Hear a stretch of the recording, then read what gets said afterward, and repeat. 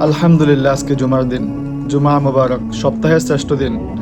আসলে আজকে প্রথম কাতারে নামাজ আদায় করার সুযোগ হয়, সেজন্য আলহামদুলিল্লাহ বলতে হয়। কেননা আহ, প্রথম কাতারে নামাজ আদায় করার বিশেষ ফজিলত রয়েছে। আর যে ব্যক্তি প্রথম কাতারে নামাজ আদায় করবে এবং কি ডান পাশে দাঁড়াবে, তার জন্য আল্লাহ রাব্বুল আলামিন বিশেষ রহমত বর্ষণ করেন।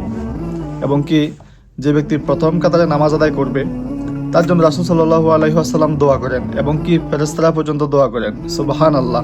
তাহলে কেন প্রথম কাতারে নামাজ জামাতের সহিত আদায় করবেন না? অবশ্যই চেষ্টা করবেন যাতে প্রথম কাতারে নামাজ আদায় করতে পারেন। আল্লাহ তাআলা সবাইকে সেই তৌফিক দান করুক। যেহেতু বিশেষ মর্যাদা রয়েছে, সেজন্য প্রথম কাতারই উত্তম। আর প্রথম কাতারে নামাজ পড়তে হলে অবশ্যই আগে আগে মসজিদে যেতে হবে।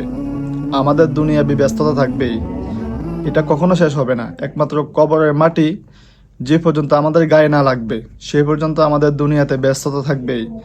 আর সেই ব্যস্ততার মধ্যে আর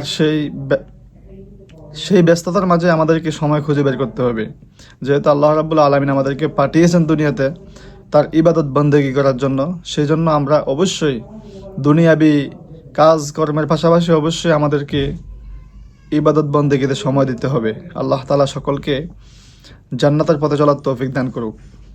আমিন।